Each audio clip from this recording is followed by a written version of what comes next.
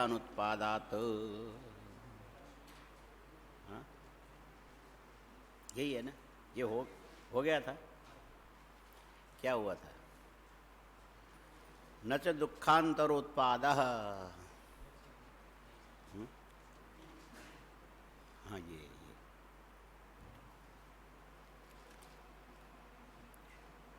न च दुखांतरोत्पाद कारण अप्रवृत्तो कार्यानुत्पादात। इसको खाली छुया था कि हो गया था? नहीं हुआ ना। हाँ, अच्छा, ये कहना ये चाहते हैं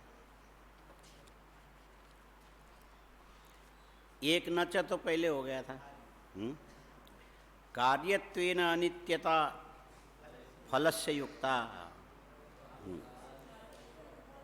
भाव कार्यस्य तथात्वा दुख ध्वंसस्य तो कार्यस्यापि तद्वैपरीत्यात्।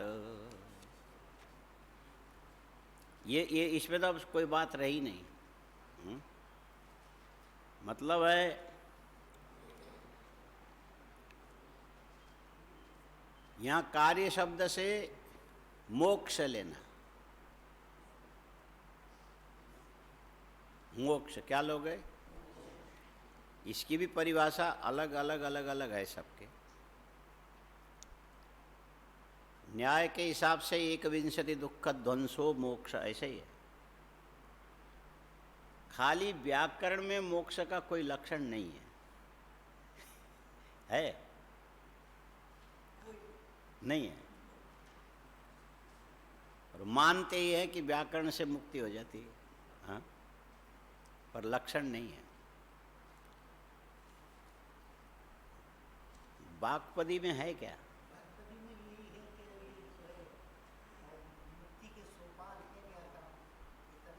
सोपान, हाँ, लेकिन मुक्ति पर काशी में व्याकरण पढ़ाने वाले ये बोलते कि व्याकरण से ही मुक्ति मिलेगी। हाँ, हाँ, शब्द स्फोट करके कोई एक चीज़ है, लेकिन परिभाषित है। हाँ, इसको स्फोट में लेते हैं। अनादि निधनम ब्रह्म शब्द यदक्षरम।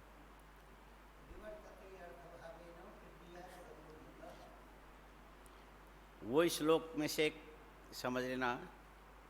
तुम लोगों ने याद किया, लिखा है वेदे कांचन पत्तने परिलसत, वेदांत दुर्गो महान। ये आपके यहाँ लिखा हुआ है। वेदे कांचन पत्तने नहीं लिखा था? वेदे कांचन पत्तने परिलसत वेदांत दुर्गो महान, मीमांसा परिखा विभाति परित शब्दो महद गोपुरम। गोपुरम लिखा है। वेदे कांचन पत्तने परिलसत वेदांत दुर्गो महान। ऐसे जब लिखना हो ना तो मुख से शब्द निकलते वेदे करते, वेदे तो लिख ही दो। कांचन पत्तने क्या देख रहे हो? लिख उधर। वेदे सुनने से पता लगता ना, कान से इधर देख। उसको तुम खाली कान इधर लगाओ, आँख और इसमें लगाओ जब हम बोले तो। और दूसरा ध्यान मत दो। वेदे कांचन पत्तने परिलसत वेदांत दुर्गो महान। लिख चुके? हाँ, बोलो।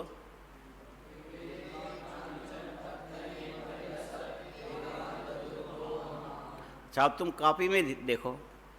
आवाज़ तो हम बोलेंगे तुम्हारे कान में चला ही जाएगा ना, बिना देखे भी। शब्द जो है ना दृश्य नहीं है। हाँ, शब्द दृश्य थोड़ी है। तो सुन करके तो तुमको लिखना है। वर्ण विज्ञान तो है ही। अब खाली सुनने में वेदे कांचन पत्तने परिलसत वेदांत दुर्गो महान, मीमांसा परिखा। मीमांसा परिखा विभाति परितः शब्दो महद गोपुरम, शब्दो महत गोपुरम, गोपुरम पूरा हो गया। महत गोपुरम, योगो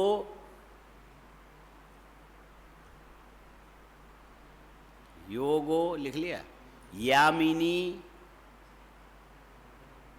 जागरूक निचय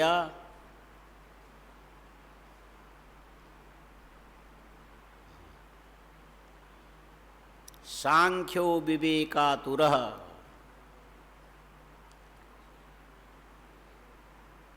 धर्मम सांख्यो विवेकातुर हो गया, तुरः विवेके आतुर, विवेकातुर। धर्मम चोरयितुम विशन्ति सुगता, धर्मम चोरयितुम विशन्ति सुगता, नैयायिक लिखा, बोलो ऊपर से बोलो। वेदे कांचन पत्तने परिलसत वेदांत दुर्गो महान, मीमांसा परिखा विभाति परित शब्दो महद गोपुरम, योगो यामिनी जागरूक निचय सांख्यो विवेकातुर, धर्मम चोरयितुम विशन्ति सुगता। सुगता बौद्धा लिखा, विशन्ति सुगता, सुगता लिखा। नैयायिका कुक्कुरा थोड़ा उपमा तो हीनोपमा, इसको हीनोपमा बोलते, माने थोड़ा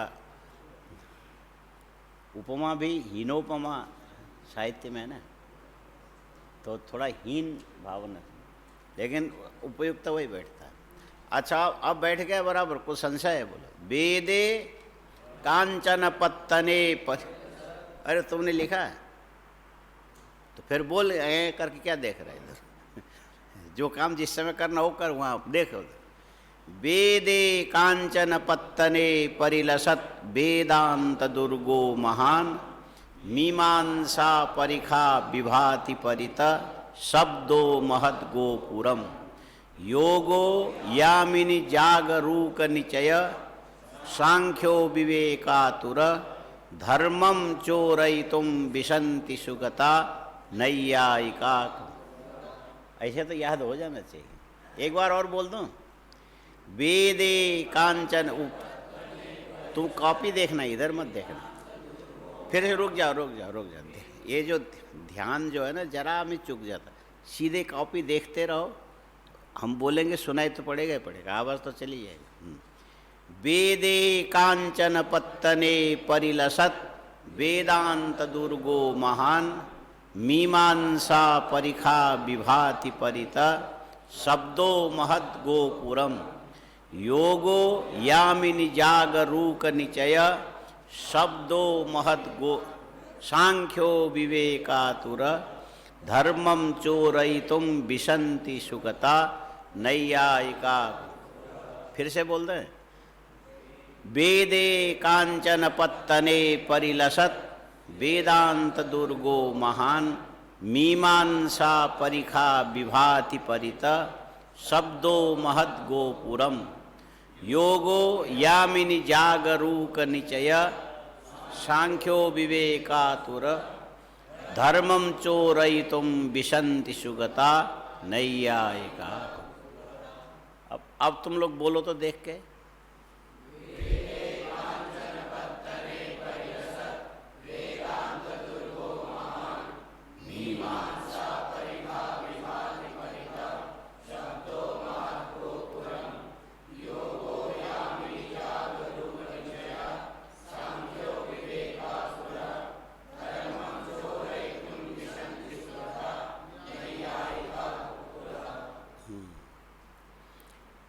ये स्पष्ट हो गया ना। वेदे कांचन पत्तने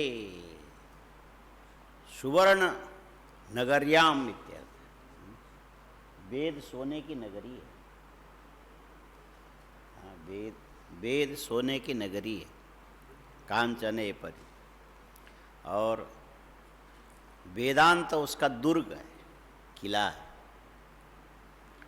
और मीमांसा उसके बाहर की खाई है, पानी भर के रखते हैं ना। मीमांसा परिखा विभाति परिता, और व्याकरण उसका दरवाजा है। गो शब्दो महद गोपुरम, योगो यामिनी, योग जो है पूरे रात तक जगे रहने वाला है, हाँ? प्रहरी, यामिनी जागुरु, और सांख्य मंत्री है, विवेकातुर है, और उस वेद रूपी सोने के नगरी में धर्म की चोरी करने के लिए, हाँ? सुगत माने बौद्ध लोग जब आने लगे तो यदि कदाचित घुस गए तो नैयायिक कुत्ते की तरह झपट पड़ेंगे। नैयायिका। अच्छा, अब इसमें जो क्या स्फोट का क्या बताया था आपने? अनादि निधनम ब्रह्म, अनादि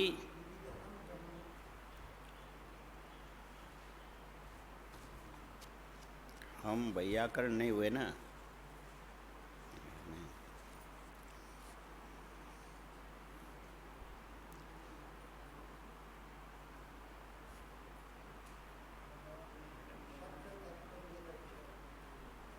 ब्रह्म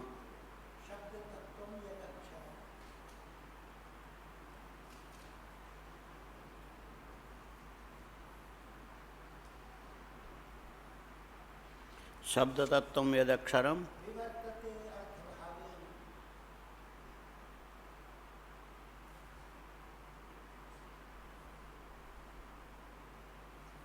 विवर्ततेर्थ भावेन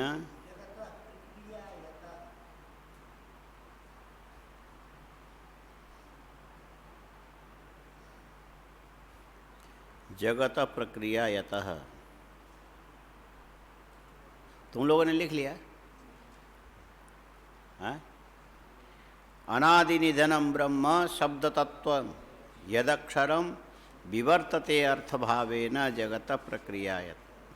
तो ये जैसे वेद रूपी सोने की नगरी से चोरी करने के लिए, धर्म की चोरी करने के लिए बौद्ध घुसते तो नैयायिक, तो उसी वेदांत के दुर्ग में से वैयाकरण ने इसको चुरा लिया। ये भी वहीं से निकला हुआ। व्याकरण के ये सैद्धांतिक नहीं है, ये है अनादि निधनम ब्रह्म शब्द तत्व यदक्षरम विवर्त। किसी के मंगलाचरण तो नहीं है? हाँ हाँ, वह ये है। तो वाक्यपदी तो उनका नहीं है, भर्तृहरि के वाक्यपदी। हाँ, ठीक ठीक ठीक। इसीलिए तो ये विवर्तते अर्थ भावेन जगत प्रक्रियायत शब्द तत्व यदक्षरम, ये वेदांत से विचार लिया गया। विचार कहीं से, शब्द कहीं से, छंद कहीं से, अलंकार कहीं से मिला करके ये सब चीज़ें बनती है। ये अर्थ वेदांत से आए। विवर्तते अर्थ भावेन जगत प्रक्रियायत। अभी आज इसमें नहीं जाएंगे। विवर्त जो है ना, एक सिद्धांत है, वो भी एक समझने लायक है। विवर्त माने इसमें विवर्त और परिणाम, विवर्त, आरंभ, आरंभवाद नैयायिक है, जो परमाणु आपस में जुड़ करके जो बनते आरंभ। तो ये भी समझने लायक चीज़ है। चलो यहाँ इतना ही समझ लो। तो ये जो प्रकृति वाला भी लिखा है ना, व्यक्त अव्यक्त ज्ञ विवेक विज्ञानमेव सांख्यस्य, नहीं मुक्ति नहीं, वो कारण, विवेक विज्ञानम कारणम तस्मात् दुख निवृत्तिर मोक्षः। ध्यान में आया क्या? कहाँ किधर ध्यान दे रहे? सुनो, ये व्यक्त माने पूरा जगत, अव्यक्त माने इसके कारण मूल प्रकृति जो किसी से बनी नहीं है, सदा एक जैसी रहती है। और उस प्रकृति को तीनों गुणों की साम्यावस्था ऐसा माना जाता है। जब गुणों में विषम अवस्था आती तो जगत बनता है, और गुणों में साम्यावस्था आएगी तो मूल प्रकृति अव्यक्त हो जाएगी। माने गुणों की विषमावस्था ही ये जगत दृश्य बन करके दिखता है। गुणों की विषमावस्था ही ये जगत दृश्य। हर छोटे छोटे छोटे कण कण में तीनों गुण सम विषम सम विषम, माने सम तो नहीं होगा, विषम ही होगा। हाँ, तो ये गुण वैषम्य यही जगत का स्थूल आकार है। गुण वैषम्य ही जगत का स्थूल आकार है जिस पे हम लोग रहते हैं। और ये जो गुणों की जो साम्य अवस्था, ये फिर पूरे जगत का लय समझो अथवा मूल प्रकृति समझो। और वही जो मूल प्रकृति तीनों गुणों की साम्य अवस्था, वो किसी की विकृति नहीं है। विकृति माने कार्य, विकृति माने प्रकृति माने कारण। तो मूल प्रकृति प्रकृति हो गई, उससे बुद्धि उत्पन्न हो गई, बुद्धि से अहंकार उत्पन्न हुआ, अहंकार से 16 गण उत्पन्न हो गए। मन, 5 ज्ञानेन्द्रिया, 5 कर्मेंद्रिया, 5 तन्मात्रा और मन और बुद्धि। ये मन को लिया, बुद्धि तो पहले महत्तत्व में आ ही गया। ये मिला के 16, तस्मात् गणश्च षोडशक। और ये 16 गणों के द्वारा फिर 5 तन्मात्रा से, वो चीज़ कल बोलना भूल गए थे, ये जो शब्द, स्पर्श, रूप, रस और गंध, ये क्रम ऐसे रखना। बोलो, शब्द, स्पर्श, रूप, रस, गंध।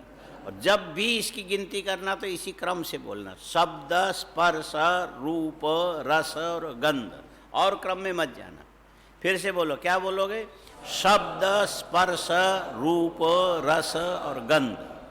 इसका कारण ये है, ये जो शब्द है, शब्द से आकाश बना है, शब्द से, और स्पर्श से वायु बना है, स्पर्श से, और रूप से तेज बना है, रस से जल बना है, गंध से पृथ्वी बनी है। और इसका क्रम ऐसा है, इसको जो है ना, कोई हम लोगों को ऐसा समझाते थे,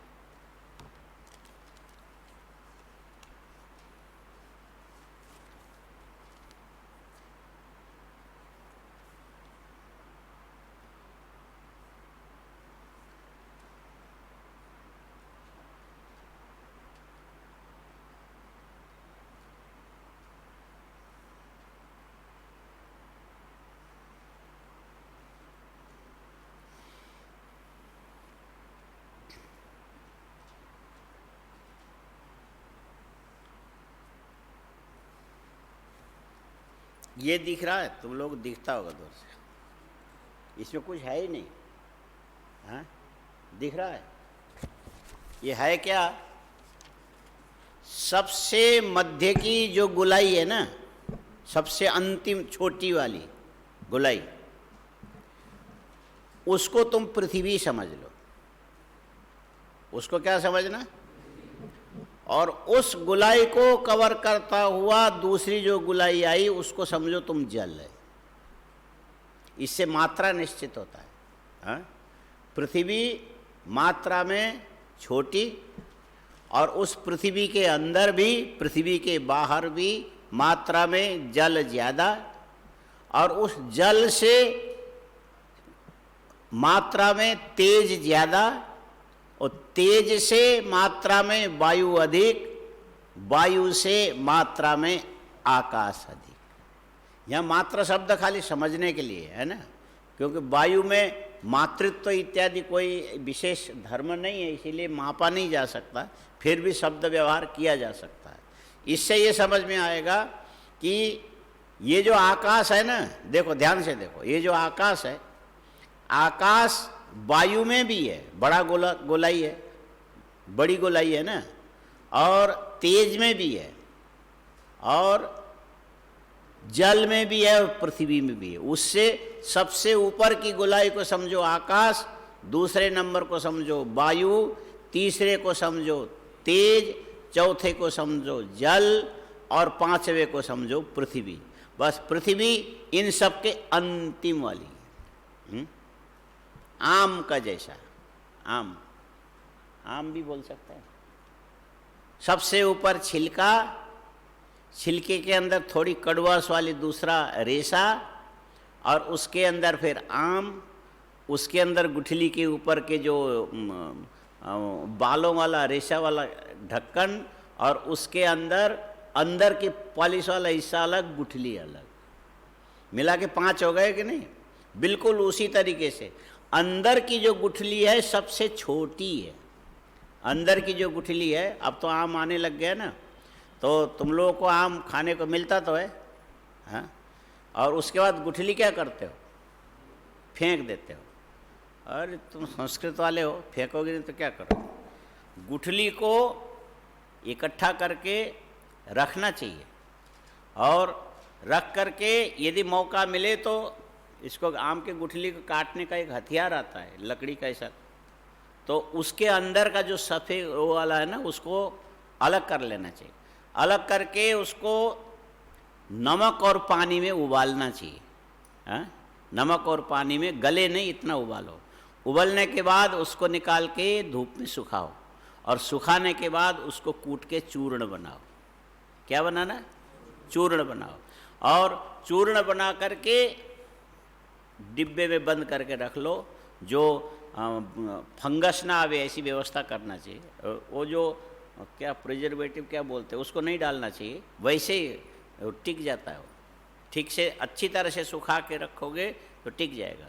और रोज खाने के बाद बड़ी चम्मच से 1 चम्मच सोते समय ले करके पानी पी के सो जाओगे, तो ये जब तक आम का सीजन है तब तक ये यदि चलता रहा, तो आगे जब तक दूसरे आम का सीजन नहीं आएगा तब तक तुम्हारे पेट में कभी आँव की बीमारी नहीं होगी। हाँ, आँव समझ में आया?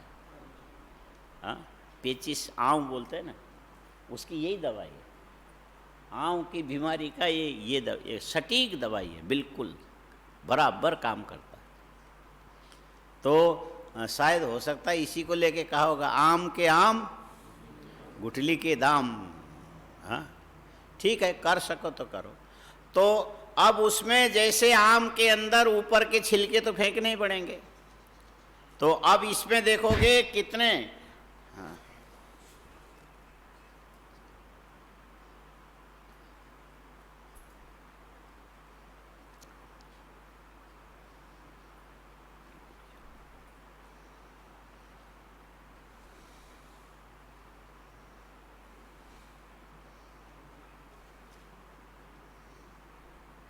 ये देखो आकाश, इसकी गोलाई सबको कवर करके बैठा। ये ऐसा नहीं कि अलग अलग है, एक के अंदर दूसरा है, समझे?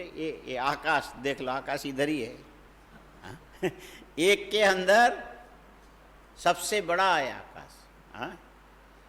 आकाश सबसे, हाँ, प्रतापगढ़ी है पूरा, देख लो। उसके नीचे, उसके अंदर है वायु, यानी आकाश के अंदर है, आकाश को छोड़ के बाहर नहीं है। जैसे मुर्गी ने अंडा दिया तो मुर्गी अलग, अंडा अलग। आकाश ने वायु को उत्पन्न किया तो अपने से बाहर नहीं किया, वायु के ही एक दशांश, आकाश के ही एक दशांश में वायु स्पंदित हो गया। ये इस ढंग से समझो। हाँ?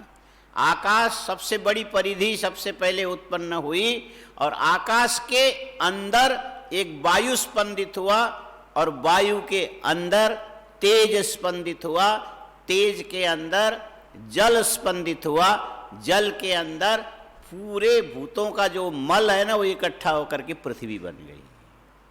आया समझ में? हाँ, तो पृथ्वी सबसे छोटी है, पृथ्वी, और उससे 10 गुना ज़्यादा जल है, जल से 10 गुना ज़्यादा तेज है, तेज से 10 गुना ज़्यादा वायु है, वायु से 10 गुना से भी अधिक बोल सकते हैं, जब 10 ही मान लो, ये आकाश है। तो इस प्रकार इनके कार्य कारण भाव है। क्या बोलेंगे? कार्य कारण भाव।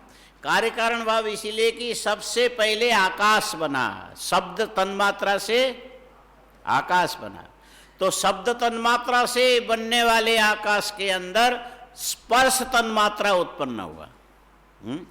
स्पर्श तन्मात्रा, जैसे दूध मीठा होता है कि खट्टा होता है? यदि दूध खट्टा हुआ तो फेंकने लायक है, दूध मीठा होना चाहिए, खट्टा नहीं होना चाहिए। और उस दूध को जमाओगे तो दूध के जमने से दूध बन जाता दही। दूध से क्या बना? ऐसा नहीं कि तुमने दूध को निचोड़ा और इधर रस में दही निकला, ऐसा नहीं होता है। दूध ही जम करके दही बनेगा। क्या बनेगा? और दही बनने पर दूध अपना सफेद रूप नहीं छोड़ता है, लेकिन उसमें जो रस है, रस में नई विकृति आ गई, थोड़ी खटास आके जुड़ गई। दही में खटास जुड़ने का ये अर्थ नहीं कि दूध के माधुर्य पूरी के पूरी खत्म हो गया। खटास के साथ भी दही में मिठास छिपा रहता है। खटास के साथ भी मिठास भी छिपा रहता है, लेकिन उसमें नया गुण उत्पन्न हो गया खटास दही के अंदर। ठीक इसी प्रकार आकाश, शब्द तन्मात्रा से आकाश उत्पन्न हुआ, उत्पन्न हुए आकाश के अंदर स्पर्श तन्मात्रा उत्पन्न हुआ, नया कोई गुण। उस नए गुण ने उसी शब्द तन्मात्रा से उत्पन्न होने वाले आकाश के अंदर वायु को विपरिणत कर दिया। विवर्तते, विशेषण वर्तते, यही है। अच्छा, अब वायु में स्पर्श गुण है, वायु में शब्द गुण है। शब्द गुण कहाँ से आया? आकाश से आया। और आकाश में शब्द गुण कहाँ से आया? आकाश में शब्द तन्मात्रा से आया। शब्द तन्मात्रा से आकाश बना ना। और शब्द तन्मात्रा से बनने वाले आकाश में वायु के स्पर्श तन्मात्रा पहले बना। स्पर्श तन्मात्रा स्थूल रूप में जब बदल गया तो ये उससे वायु बन गया। पहले स्पर्श, उसके बाद वायु। और उसी के अंदर, वायु के अंदर जो स्पर्श तन्मात्रा है, वहां पर धीरे से रूप तन्मात्रा उत्पन्न हो गया। रूप तन्मात्रा से उसके अंदर तेज तत्व प्रकट हुआ। तेज तत्व के अंदर रूप तन्मात्रा के साथ साथ शब्द भी है, स्पर्श भी है और रूप भी है। इसीलिए तेज में 3 गुण मिलते हैं, आकाश में 1 ही गुण मिलता है। आकाश में 1 ही गुण मिलता है। वो क्या मिलेगा? शब्द। और वायु में शब्द और स्पर्श। ये पंखा चलने से सर सर सर आवाज आ रही ना, ये आवाज आकाश के गुण से अनुगत होकर के आने वाला शब्द गुण है। इसीलिए वायु में स्पर्श भी है, हवा चलने से स्पर्श का पता लगता है। और वायु में शब्द है, ये भी पता लगता है, आकाश से परंपरा से आया। और उस वायु में उत्पन्न होने वाला रूप और रूप से उत्पन्न होने वाला जो तेज, तेज के अंदर आकाश का शब्द है। जब आग जलने लगता तो उस समय भग भग भग आवाज आता है, यह आवाज आकाश का है। और स्पर्श, उष्ण स्पर्श, ये आया वायु से। और रूप जो है ये तेज का अपना निजी गुण है। अब उस रूप के अंदर क्या उत्पन्न हुआ? तो बोले रूप से परिणत होकर के रस बना। रूप से रस बनता है। और ये रस स्वतंत्र गुण की उत्पत्ति हुई। इस रस रूपी तन्मात्रा के द्वारा उस तेज के अंतपाती जल तत्व उत्पन्न हुआ। और उस जल के अंदर गंध तत्व, गंध तन्मात्रा उत्पन्न हुआ। गंध तन्मात्रा से पृथ्वी बनी। इसीलिए पृथ्वी के अंदर आकाश का शब्द भी है, पृथ्वी के अंदर वायु का स्पर्श भी है, पृथ्वी के अंदर तेज का रूप भी है, पृथ्वी के अंदर जल का रस भी है, और पृथ्वी के अंदर गंध अपना गुण तो है ही। आया? मतलब है आकाश में देख रहे हो, वायु में थोड़ा अंदर छोटी आकृति में तेज, तेज से छोटी आकृति में जल, जल से छोटी आकृति में पृथ्वी, और पृथ्वी के अंदर फिर सब है ही। पृथ्वी होने के बाद तो फिर छुट्टू भुट्टू सब है। पृथ्वी जब बन गया तो सब बन गया। ये इसका, और इस क्रम को लगातार दिमाग में बनाए रखने के लिए क्या बोलना चाहिए? कारण का उल्लेख करते समय शब्द, स्पर्श, रूप, रस, गंध। बोलो, शब्द, स्पर्श, रूप, रस, गंध। अच्छा, अब ये जो शब्द के द्वारा आकाश, और आकाश के अंदर उत्पन्न होने वाले स्पर्श के द्वारा वायु, वायु के अंदर ही सूक्ष्म जो तन्मात्रा रूप के द्वारा तेज, और तेज के अंदर ही रस तन्मात्रा के द्वारा जल, जल के अंदर गंध तन्मात्रा के द्वारा पृथ्वी बनी। का मतलब है ये जो 5 भूत है एक दूसरे से अलग नहीं है। हाँ, 5 भूत एक दूसरे अलग नहीं, एक के अंदर दूसरा आया, उसके अंदर उसके इस ढंग से बने। इसीलिए पृथ्वी में पूरे के पूरे 5 गुण मिलते हैं, और कारण सबके तन्मात्रा है। आकाश का कारण है शब्द, लेकिन अकेले शब्द से आकाश नहीं बनता है, और उसमें उत्पन्न होते ही 5 के 5 जो गुण है इसमें इसके पंचीकरण बोलते। पंचीकरण, हाँ, पंचीकरण का श्लोक है ना? हाँ, ग्रंथ भी है छोटा, लेकिन पंचदशी में एक श्लोक है बस। हाँ, द्विधा विधाय चैकैकम चतुर्धा। वो श्लोक से ठीक रहता है। हाँ, श्लोक से कोई चीज़ श्लोक्यता आती। पंचीकरण वो फिर कल देखेंगे इसको, आज इतने ही समझ लो, ठीक है ना? कितने से समझ? शब्द, आगे बोलो।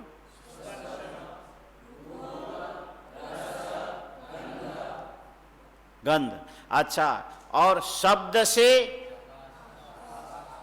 स्पर्श से, रूप से, रस से, और गंध से पृथ्वी, ये आकाश के अंदर ही सब बनते चले गए। इसीलिए इसको विवर्त कहा जा सकता, जो अभी श्लोक बोला गया था ना, ये इसमें ठीक क्या है? अनादि निधनम ब्रह्म शब्द तत्वम यदक्षरम। शब्द तत्वम, शब्द तत्व तन्मात्रा इत्यर्थ। और उसी के आदि रूप क्या है? तो बोले अक्षरम ओम इति एतद अक्षरम उपासीत। ये कहाँ पर है? ओम इत्येतद अक्षरम। मांडुक्य में है ओम इत्येतद अक्षरम।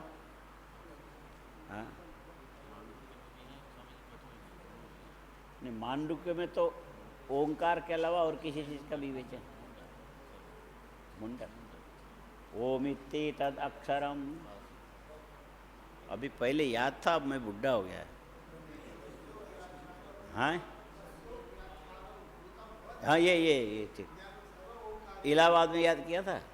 ओम इत्येतद अक्षरम तस्योपव्याख्यान भूतम भूतम भवत भविष्यदिति सर्वम ओंकार एव। यच्चन्यत्रिकालातीतम तदप्योंकार एव। इस प्रकार जो सबसे पहले अक्षर नाम से जो ध्वनि के रूप में बाहर प्रकट हुआ, ओंकार के रूप।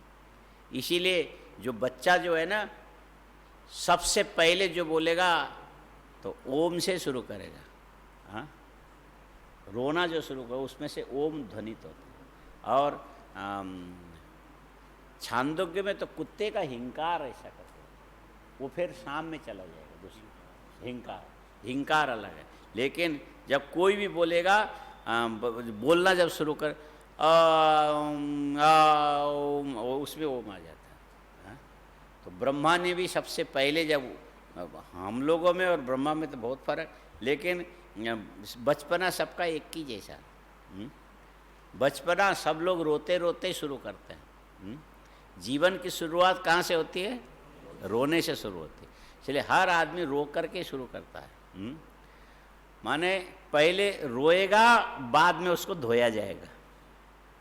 हाँ, पहले रोएगा, बाद में धोया जाएगा। इसीलिए ये क्या तुमने रोना धोना लगा रखा है? तो रोने के जगह रोना गाना बोलते, ऐसा नहीं होता है। लेकिन रोना और वो अभी बच्चा इसलिए उसको धोना, रोना और धोना, क्योंकि पहले रोने से उसमें सबसे पहले जो उत्पन्न होगा अथ होगा और ओंकार। और ब्रह्मा जी के भी आदिकाल में सबसे पहले अथ और ओंकार से प्रारंभ हुआ, और ओंकार बाद में अथ पहले, ओंकार पहले और अथ बाद। ओंकारश्चाथ शब्दश्च द्वावेतो ब्रह्मण पुरा कंठम भित्वा विनिर्यात। ये जो है ना वाणी जो है ये कामधेनु है। वाणी क्या है? कामधेनु। कामधेनु का मतलब कामदुधा, ऐसे संस्कृत में क्या बोलते हैं? काम दुघा की दुधा, दुघा घ, कामदुघा, कामदुघा। ऐसे दूध शब्द है, दुग्ध भी शब्द है। दुग्ध यत् पीयते दुग्धम, गो दुग्धम, दुग्ध शब्द है। और ये जो तुम्हारे मन के अंदर कामना उत्पन्न हुई वो फल प्रदान करने वाले को कामधुक् बोलते हैं। कामानुसारी फलम दोग्ध्री, दोग्ध्री है, दोग्ध्री माने कामना के अनुरूप फल प्रदान करने वाली। इसमें कैसे शब्द बनाना चाहिए? कामना के अनुरूप फल प्रदान करने वाली, ऐसे दोग्ध्री से बनाना। कैसे बनाएंगे? कामधुक्, कामधुक् कैसे? कामदुघा, कामम दोग्धीति कामधुक्। तो ये क्या है? बोले ये शब्द है। और ये शब्द क्या है? बोले ज्ञान है।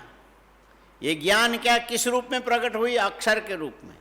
वो अक्षर कौन से थे? बोले सबसे पहले ओंकार। ठीक है, सबसे पहले ब्रह्मा के मुख से निकलने वाला जो स्थूल ध्वन्यात्मक शब्द विशेष है वो निकला ओंकार। क्या निकला? और ये ओंकार निकल के तब से लेके अब तक कभी खत्म ही नहीं हुआ। ब्रह्मा ने बोला, ब्रह्मा के बाद फिर सप्तऋषियों ने सीखा, सप्तऋषियों के बाद उन्होंने अपने पुत्रों को सिखाया, शिष्यों को सिखाया, और नीचे आता चला गया। माने ये ज्ञान में कई चीजें, तो इधर उधर ध्यान दे रहा है।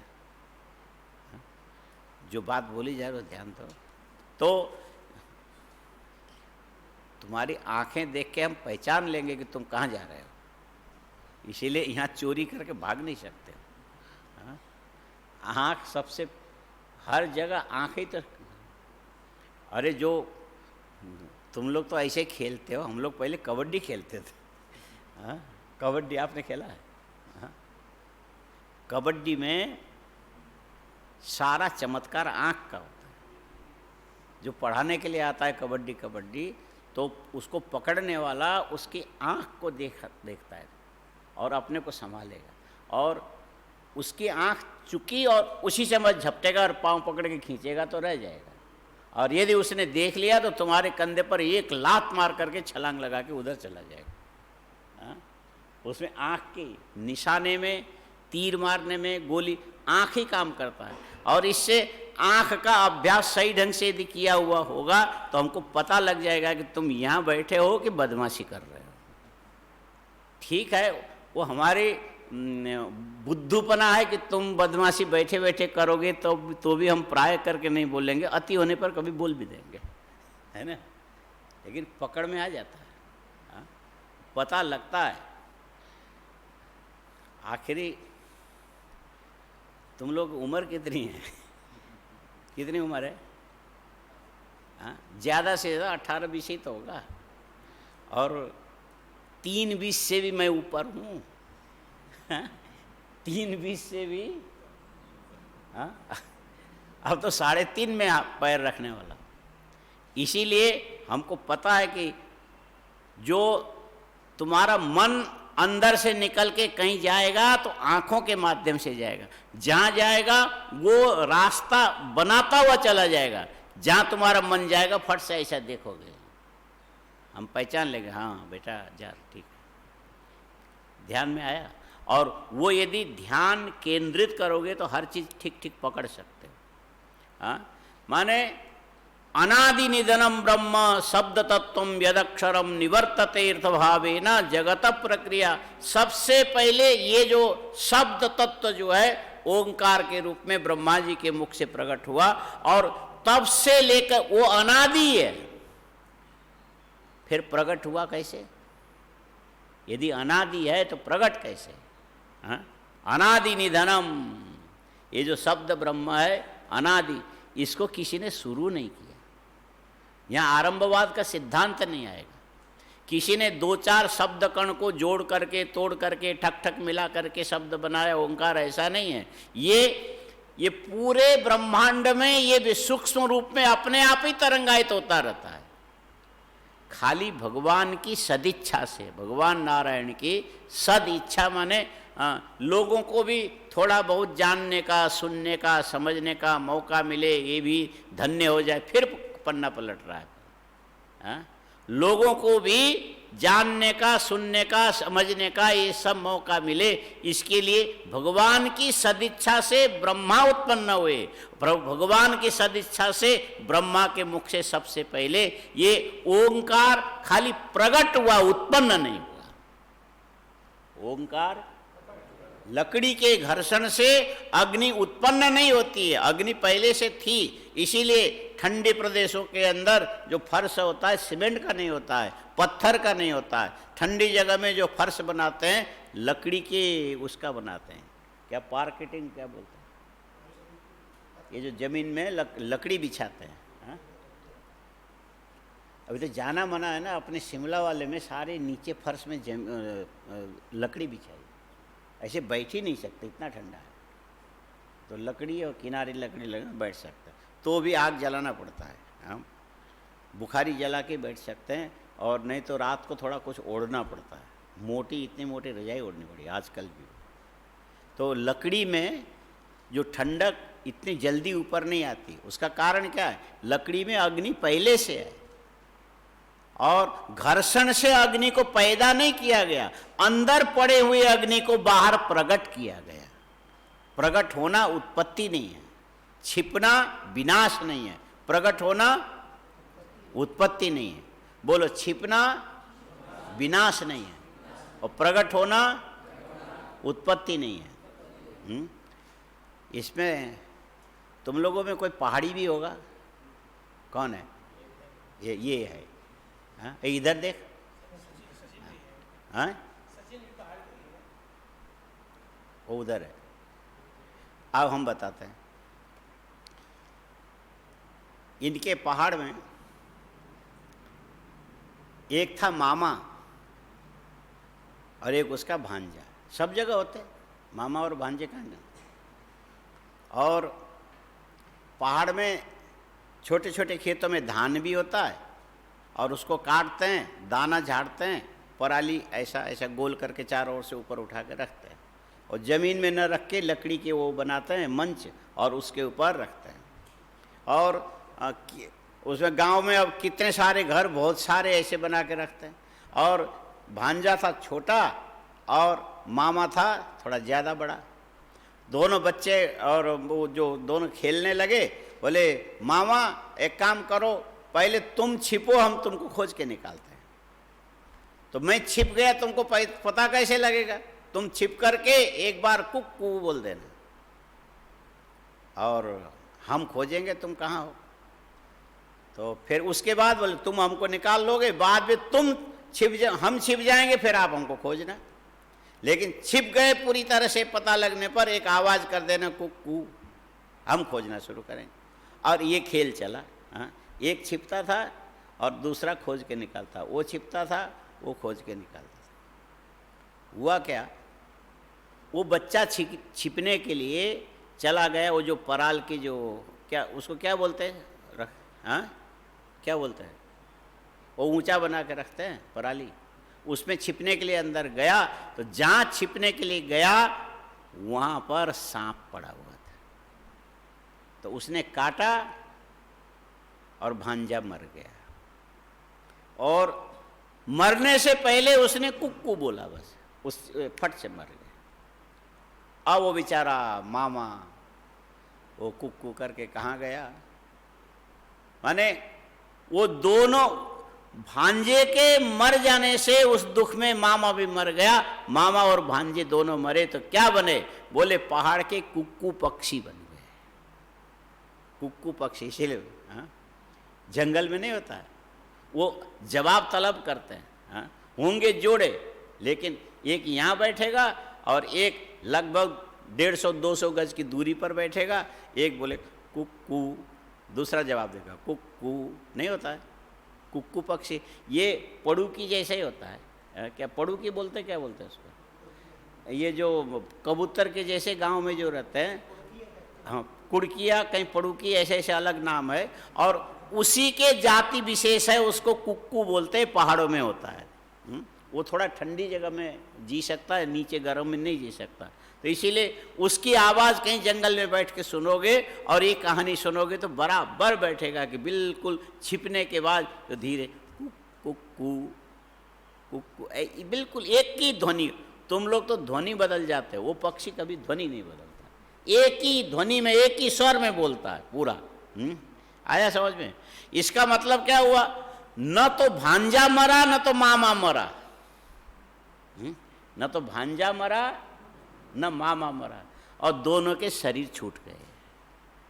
दोनों नहीं मरे, दोनों के, और शरीर छूटने के बाद वासना के अनुरूप दोनों को पक्षी का शरीर मिल गया, और वो पक्षी का शरीर लेकर के पूरे जब तक उस पक्षी के शरीर में रहेगा, वो पीछे के संस्कार से वही बोलता रहेगा कुक्कू। वो शरीर बन गया तो बस उसमें एक आजकल के जो तकनीकी भाषा में DNA बोलते हैं ना, ये तैयार हुआ, तो उससे उत्पन्न होने वाले जितने पक्षी, उनकी भाषा यही निकली कुक्कू। हाँ, समझ में आया? अच्छा, ये इसका मतलब क्या है कि ये जो सृष्टि के आदिकाल में सबसे पहले ओंकार ध्वनि उत्पन्न हुई, सारे ऋषियों ने सुना और उस ओंकार में विकास किया, तो उसमें अकार उकार मकार, ये जो अकार उकार मकार बाहर से आया हुआ विश्लेषित पदार्थ विशेष है। क्या बोलना चाहिए? विश्लेषित का मतलब क्या होता है? हाँ? जरा से पीपल के जरा से बीज होता है, और पक्षी ने खाया, उसके बाद जाकर के घर के छत के ऊपर बीट कर दिया 3-4 दिन के बाद, और वो बारिश में पानी पड़ने से, स्वाति नक्षत्र के जल के एक बूंद पड़ने से, और उसके अंदर से अंकुर, वो अंकुर शुरू में कितना कोमल होता है, शुद्ध रूप तो वही है, और धीरे धीरे धीरे ये जैसे जैसे जैसे बढ़ता चला जाएगा, ये पीपल इतना बड़ा ऊंचा यदि हो जाए, उसके बाद उसके जो ऊपर के छिलके हैं कोमल रहेगा कि खुरदरा हो जाएगा? खुरदरा हो जाएगा। और खुरदरा मोटा इतना, ये आया कहाँ से? ये आया, ये जो पूरा वातावरण है ना, इसमें पृथ्वी के परमाणु अनंत उड़ते रहते हैं, और पेड़ के अंदर की जो जड़ें अंदर जाती है, वो केवल रस को खींचता है, जमीन से मिट्टी नहीं खींचता, रस को खींचता है। खींच करके छोटे छोटे छोटे छोटे कोशिकाओं के द्वारा रस को बाहर फेंकता है, और जैसे जैसे उसकी आकृति उसके बीज के अंदर DNA जिसको बोलते, जिसमें छिपा होगा, उसी ढंग से पत्ते के रूप में, छिलके के रूप में, नस के रूप में बाहर से आकर के सारी चीजें उसमें जुड़ती है, जुड़ जुड़ करके विशाल पीपल का वृक्ष बन गया। इसीलिए ये जगत भी पहले केवल ओंकार था, और उसके अंदर अकार हो गया, उकार हो गया, मकार हो गया, फिर अकार से विश्व हो गया, तेजस हो गया, प्राज्ञ हो गया, और विराट हो गया, हिरण्यगर्भ हो गया, ईश्वर हो गया, और फिर इसी ढंग से क्या त्रय महीने में क्या है? त्रयी सांख्यम पशुपति मतो वैष्णवमिति प्रभिन्ने प्रस्थाने परमिदं पथ्यमिति च रुचीणां वैचित्र्यात् ऋजुकुटिलनानापथजुषा नृणामेको गम्य। इसके अलावा एक और है, हाँ, तिस्रो वृत्ति त्रिभुवन मथो स्त्री न पिशुरान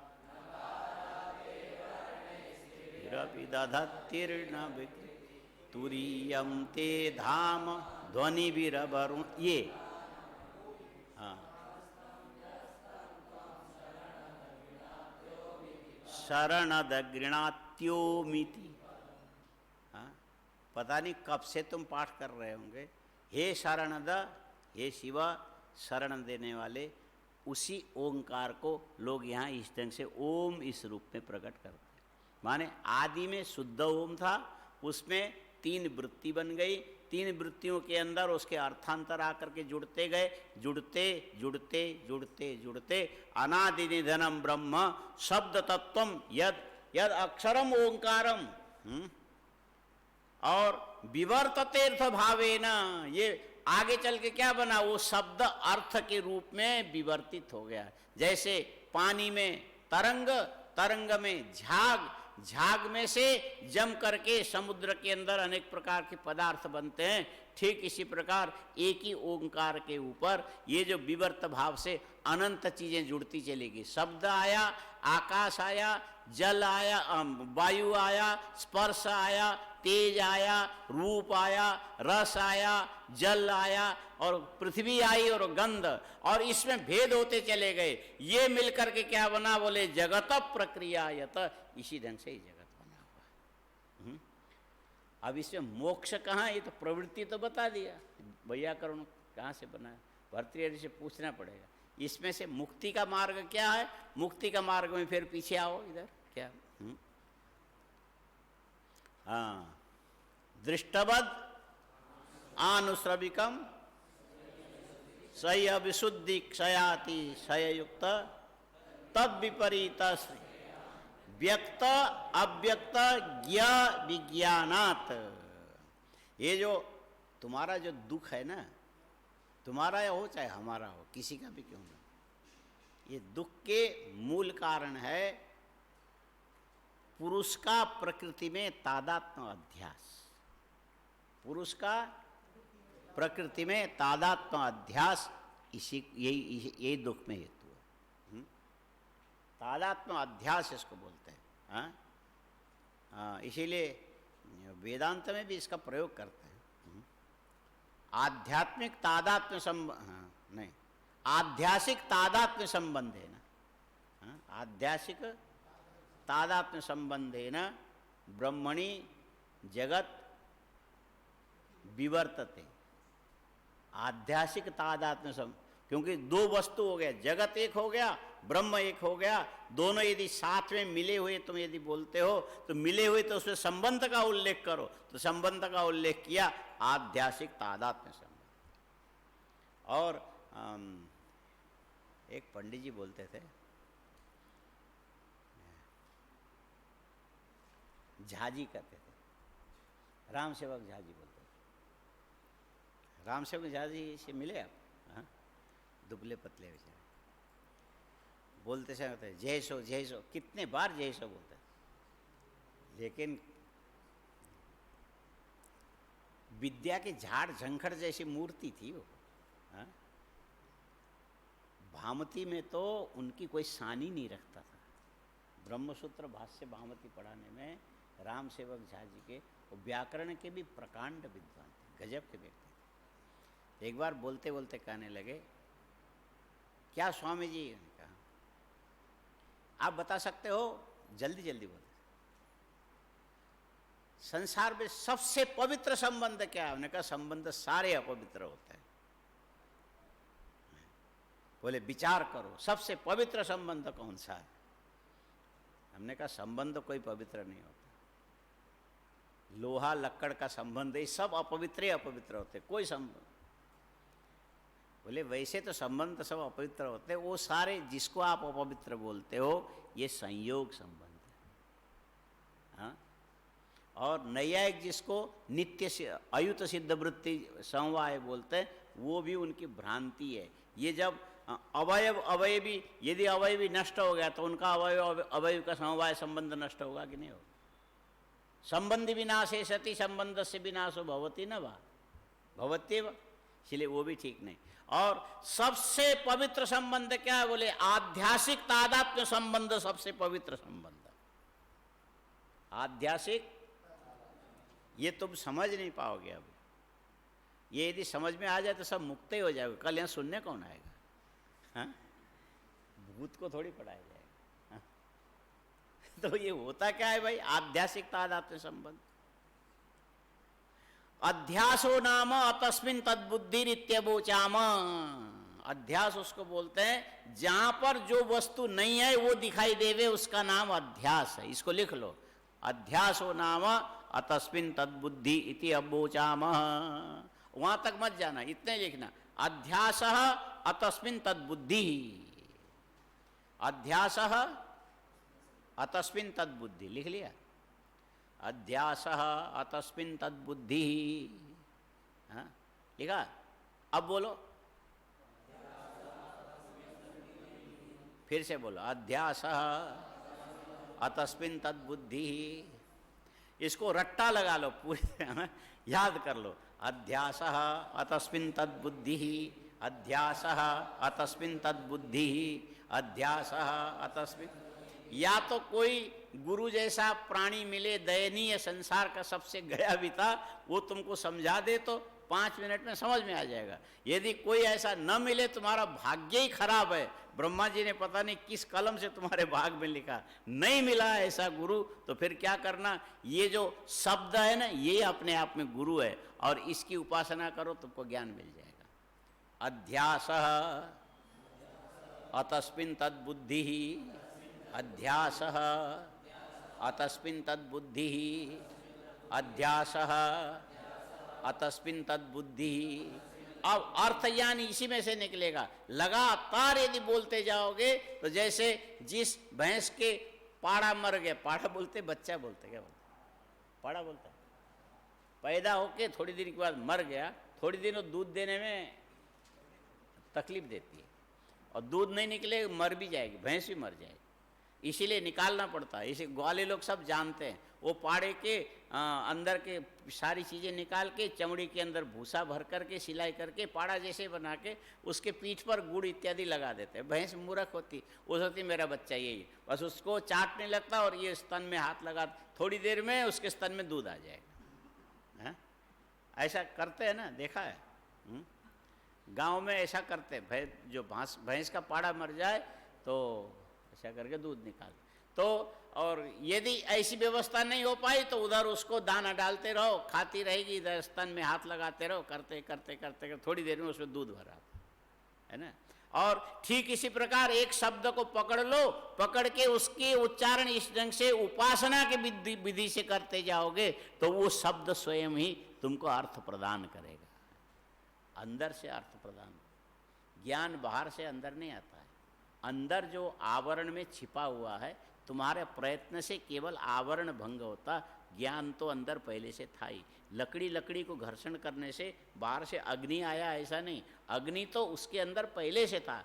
और ये जो पार्थिव आवरण से ढका हुआ होने से घिसते घिसते घिसते घिसते आवरण निकल गया तो अग्नि प्रकट हो गया। ठीक इसी प्रकार ये अभ्यास का मतलब है बुद्धिगत आवरण को हटाने के लिए किया जाने वाला जो प्रयत्न, इसका नाम है अभ्यास। हाँ, इसको क्या बोलते हैं? अभ्यास। अभ्यास का लक्षण, अभ्यास का लक्षण याद है? अभ्यास बोले तत्र स्थितौ यत्नो अभ्यास, तत्र स्थितौ, तत्र लिख लिया, तत्र लिख लिया, स्थितौ यत्न अभ्यास। चलो ये अब तुमको पहले वो बता दें, अध्यास माने पीछे जाओ, अध्यास माने अतस्मिन तद्बुद्धि, अतस्मिन, अध्यासो नाम अतस्मिन तद्बुद्धि। मंद अंधकार में सामने पड़ी हुई रस्सी को तुमने देखा, देखा जरूर लेकिन पहचाना नहीं। हाँ? किसी चीज को देखोगे नहीं पहचानोगे, देखते रहोगे, बुद्धि अंदर से सवाल करेगी ये क्या चीज है, किसको तुमने देखा, नाम बताओ। यदि तुम नाम नहीं बताओगे तो हम चित्त में, रजिस्टर में कहाँ पर क्या लिख के रखेंगे? दही आया, हल्दी आया, मिर्ची आया, सब रजिस्टर में लिखा जाता है ना, तब मालूम पड़ता है कि कितना आया, कैसा आया, कितना खर्चा हुआ, कितना बचा। ये जब लिखोगे तो न मालूम पड़ेगा। तो बुद्धि अंदर कहेगी कि तुमने क्या देखा, क्या जाना, पूछेगी अंदर से। तो तुम बताओगे कि मैंने रस्सी को देखा, तब तो बुद्धि कुछ नहीं कहेगी, ठीक है हमने लिख लिया तुमने रस्सी को देखा, और तुमने मंद अंधकार में देखा इसलिए तुमने पहचाना नहीं कि ये रस्सी है। बोले देख तो रहा हूं लेकिन हम समझ नहीं पा रहे कि क्या देख रहे हैं।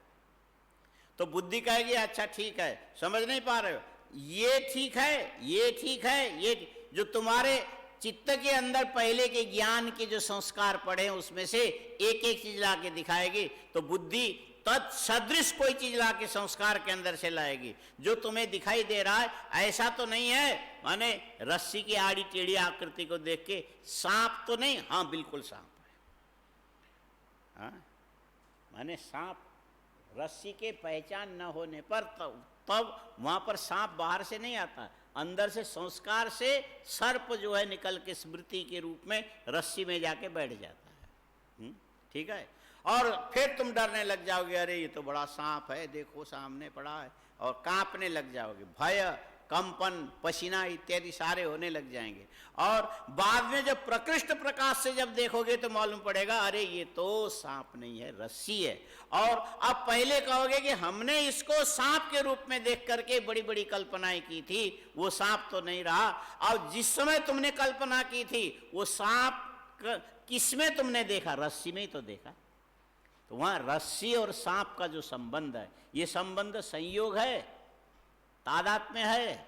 और ये संबंध कैसा है, बोले तादात्म्य में तो घट का घट के साथ होने वाले संबंध को तादात्म्य संबंध, स्व का, ये भी खाली लिख लिख के कागज खराब करो भले याद न करो, स्व का स्व के साथ होने वाले संबंध को तादात्म्य बोलते हैं।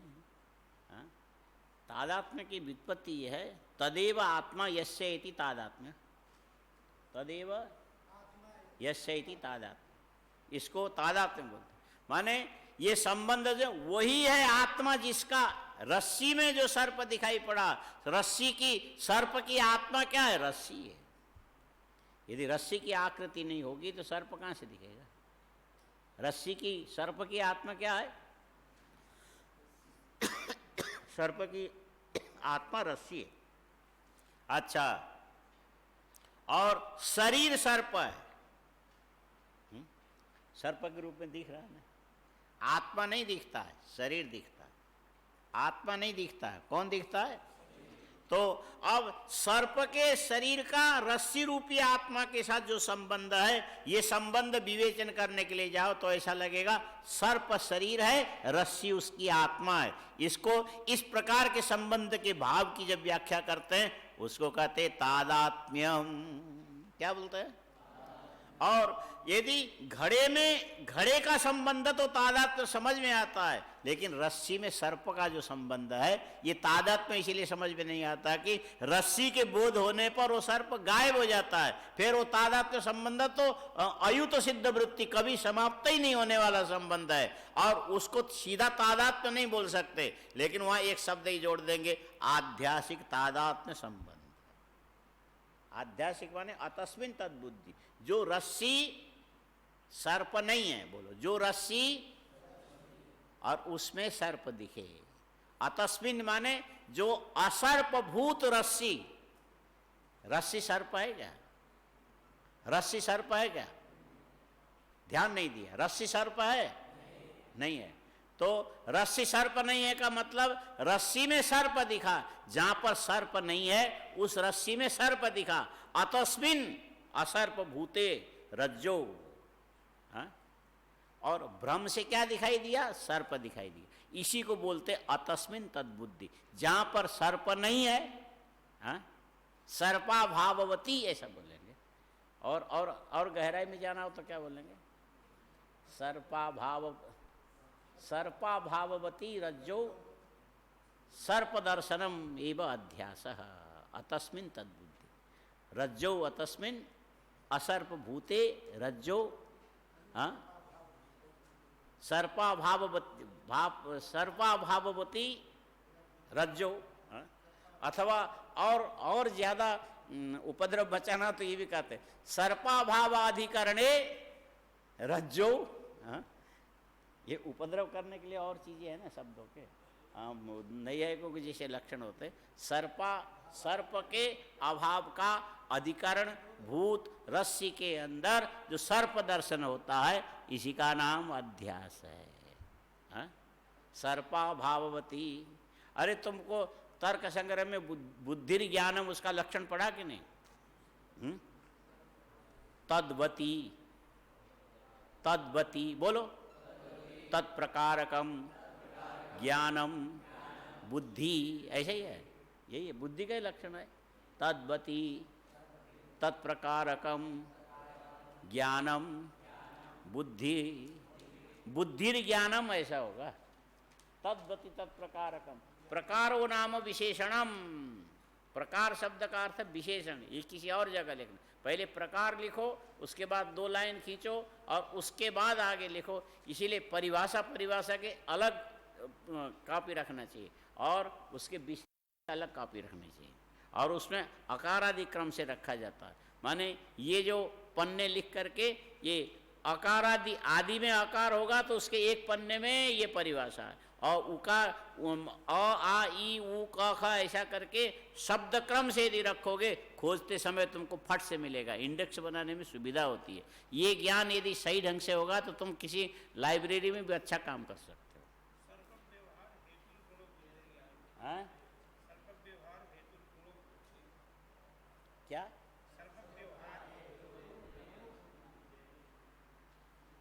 अच्छा, उसमें 2 सर्व व्यवहार हेतु और उसमें तद्विविधम लिखा होगा। अनुभव, अच्छा अनुभव में द्वैविध्य होगा, यथार्थानुभव अयथार्थानुभव, और यथार्थ अनुभव के लक्षण में होगा तद्वती तत्प्रकारकम। ये हाँ ठीक है ना। हाँ, तद्वती माने तत्प्रकार, रस्सी में रस्सी को देखना यथार्थ है। हाँ? रस्सित्व, रस्सी जो है ना, रस्सित्व उसका विशेषण होगा, वो विशेषण विशेष्य में रहेगा। उस रस्सी में रस्सी का ज्ञान यथार्थ अनुभव है। जिस रस्सी में सर्प नहीं है, उस रस्सी में सर्प यदि दिखने लग जाए तो इसको अयथार्थ बोलते हैं। इसीलिए अतद्वती तत्प्रकारकम ज्ञानम अयथार्थम।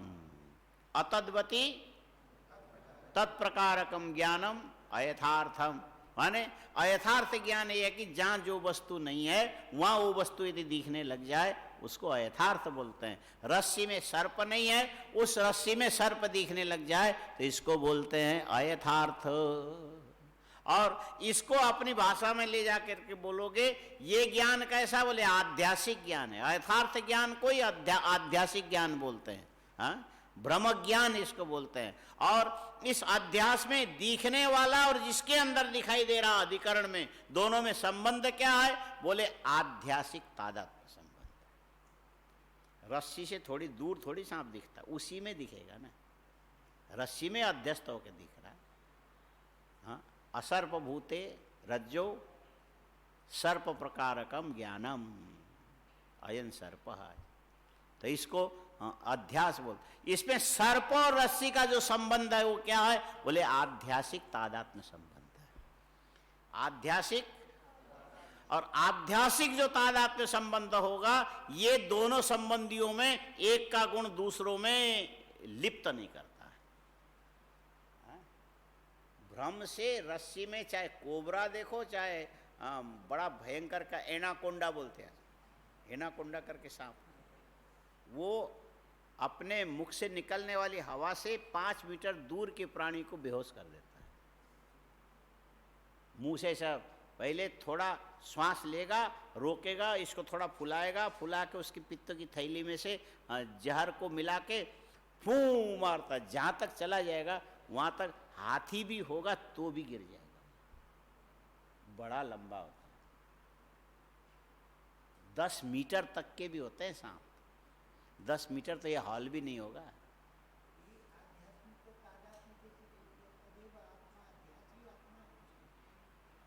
आध्यासिक,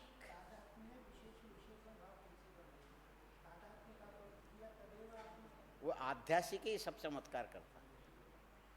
आध्यासिक, अध्यासो नाम अतस्मिन तद्बुद्धि तत्कृत तत्कृत तादात्म्य, अध्यासकृत तादात्म्य है ही नहीं, भ्रमकृत है, इसीलिए आध्यासिक तादात्म्य। माने भ्रम से होने वाला आध्यासिक जो तादात्म्य संबंध है, यही उसमें माने अयथार्थ ज्ञान के विशेषण विशेष्य के बीच के अंदर का संबंध है। बोले ये संबंध ऐसा है कि एक रस्सी के अंदर चाहे 20 साल, चाहे 100 साल, चाहे 1000 वर्ष तक तुम रस्सी को सांप के रूप में देखोगे तो भी उस रस्सी में सांप के गुणधर्म, जहर इत्यादि दुर्गंध सुगंध कोई चीज वहां लेपायमान मिलेगा नहीं। इसीलिए संबंध में सबसे पवित्रतम संबंध यदि कोई है तो आध्यासिक तादात्म्य संबंध। भ्रम से दिखने वाले वस्तु में विशेषण विशेष्य भाव का जो संबंध है, ये आध्यासिक तादात्म्य संबंध है। ये संबंध संबंधी के दोष गुण से कभी लेपायमान नहीं होते, संबंधित नहीं होते। इसीलिए सबसे पवित्रतम संबंध यही है आध्यासिक। ये बहुत आगे की चीज़ है ये। ये फिर बृहत प्रस्थान में मगज लगाने से, लघु प्रस्थान में इसका कोई वो नहीं है, थोड़े बहुत आता है, लेकिन बृहत प्रस्थान में जाकर के काम आने वाले आध्यासिक ताद। फिर वहाँ पर अद्वैत सिद्धि खंडन इत्यादि में जाएंगे ना, तब वहाँ काम आएगा। चलो जो भी हो, मूल चीज हम लोग क्या बताने जा रहे थे? न च दुखांतरोत्पादक कारण प्रवृत्तो कार्य अनुत्पादात।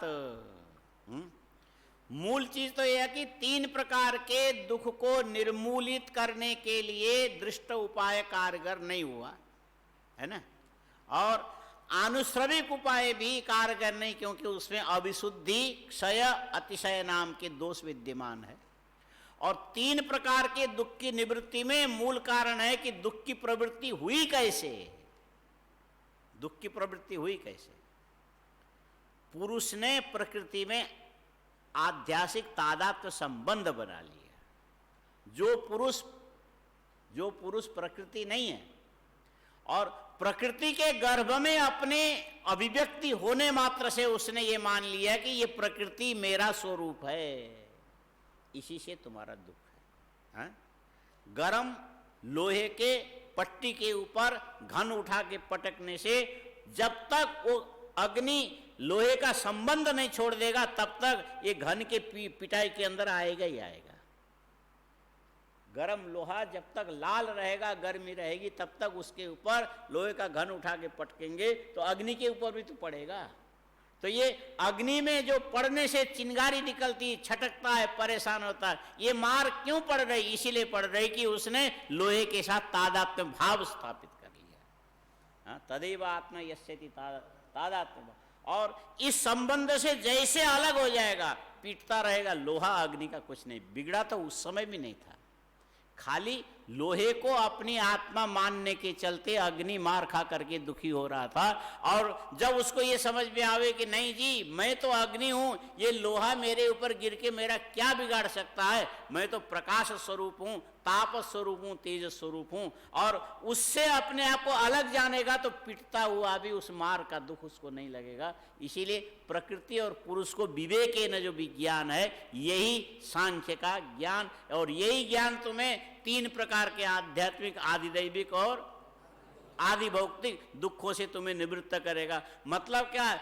तुम दुख से निर्लेप हो सर्वदा। तुम्हारा स्वरूप कैसा है? दुख से निर्लेप हो। और ज्ञान न होने से प्रकृति के अंदर तुमने आत्मभाव रखा है, इसके चलते प्रकृति के दुख को तुम अपना दुख मानते हो, प्रकृति के जन्म को तुम अपना जन्म मानते हो, प्रकृति के मृत्यु को तुम अपनी मृत्यु मानते हो, प्रकृति के वृद्धि को तुम अपनी वृद्धि मानते हो, प्रकृति के क्षय को तुम अपने क्षय मानते हो। तुम तो वृद्धि, क्षय, जन्म, मृत्यु, भूख प्यास इत्यादि के साक्षी हो, दृष्टा हो। ज्ञान पर कोई दुख असर नहीं कर सकता, लेकिन ज्ञान से तुम्हारे अंदर दुख संवेदना उत्पन्न होती। ज्ञान पर दुख कभी असर कर नहीं सकता। और ज्ञान से दुख संवेदना उत्पन्न होती है, और ये तादात्म्य अध्यास यदि छूट गया तो दुख ज्ञान ही नहीं रहेगा, ज्ञान का साधन नहीं रहेगा। इसीलिए तीनों प्रकार के दुख की निवृत्ति हो जाएगी। और इस विज्ञान से यदि दुख की निवृत्ति होती है तो विज्ञान हो जाएगा कारण, और निवृत्त होने वाला दुख निवृत्ति जाने मोक्ष ही हो गया कार्य। तो कारण से कार्य की उत्पत्ति होने से ये मोक्ष भी अनित्य है क्या? बोले नहीं है। अनित्य जो मोक्ष है दुख निवृत्त्यात्मक होने के कारण अभाव स्वरूप है। दुख का जो अभाव है वो सुख रूप आत्म स्वरूप होता है। आत्मा नित्य है, इसीलिए ये मोक्ष अनित्य नहीं। तुमको तो आत्म रूप में स्थित होना है ना, सारी दुख की निवृत्ति वहां। बोले फिर कार्यांत दुखांतर की उत्पत्ति नहीं होगी। कारण क्या है? पहले जिस अविवेक अविज्ञान के चलते तुम प्रकृति में तादात्म्य भाव उत्पन्न कर चुके थे, इस विज्ञान के द्वारा ये कारणभूत तादात्म्य भाव नष्ट होने से आगे फिर कार्यांतर की उत्पत्ति भी संभव नहीं। दुखांतर की उत्पत्ति, स्वर्ग में दुखांतर की उत्पत्ति हो सकती है, क्योंकि प्रकृति पुरुष के जो संबंध है वो निवृत्त नहीं हुआ है। हाँ? ज्ञान नहीं है, खाली वहाँ तो नाचना ही नाचना है। डिस्को है स्वर्ग होने, डिस्को। स्वर्ग क्या है? डिस्को जानते हो? हाँ, डिस्को जानते हो? संस्कृत पढ़ते हो, कहते हम डिस्को जानते हैं। हाँ? बेचे तेल बोले फारसी। हाँ? देसी मुर्गी बिलायती बोली बोल पढ़े संस्कृत और कहते डिस्को। ठीक है, तो डिस्को जानते हो? आप नहीं डिस्को नहीं जान। तो ये स्वर्ग आदि जितना भी है डिस्को के लिए मंच है। हाँ? स्वर्ग क्या है? डिस्को के लिए मंच है, और वो एक आयोजना है, विशेष आयोजन है। इतना तुम खर्चा करोगे, इतने दिन बैठ करके वहां तुम नंगे नाचोगे, तुम्हारे ये पैसे के खर्चे की सीमा समाप्त हो गई। फिर उस डिस्को में से खिसको डिस्को में से खिसको, वहां फिर बैठने नहीं देंगे कोई। आया समझ में? हाँ? तो ये स्वर्ग खाली थोड़ी 2-3 घंटे के लिए डिस्को है वो। हाँ? स्वर्ग 2-3 घंटे के लिए डिस्को है, वहां से खिसको, फिर दुखांतर उत्पत्ति बनती रहेगी। लेकिन ये जो प्रकृति पुरुष विवेक विज्ञान के द्वारा उत्पन्न होने वाला जो दुख के निर्मूल निवृत्ति है, इसके बाद दुखांतर की उत्पत्ति इसीलिए नहीं होगी कि दुखांतर की उत्पत्ति में प्रकृति पुरुष का अविवेकेन, प्रकृति पुरुष का अविवेकेन जो ज्ञान है वो दुख में कारण है। विवेक कभी भी एक बार विविक्त ज्ञान होने के बाद दोबारा उसमें अविवेक नहीं आ सकता। इसीलिए कारण की उत्पत्ति ये बोले कारण अप्रवृत्तो, अविवेक रूपी कारण की प्रवृत्ति न होने से वहां पर दुखांतर की उत्पत्ति की संभावना नहीं है। ठीक है, माने इन बुड्ढों ने एक एक लाइन जो लिखा, कितनी चीजें रखी इसमें। हाँ? हाँ? न च दुखांतरोपाद कारण अप्रवृत्तो कार्य अनुत्पादात। अब उसके थोड़ी से और विश्लेषण करेंगे। विवेक ज्ञान उपजनन पर्यंतत्वाच्च कारण प्रवृत्ते है। हाँ? माने ये जो विवेक विज्ञान है इसकी प्रवृत्ति कब तक रहेगी?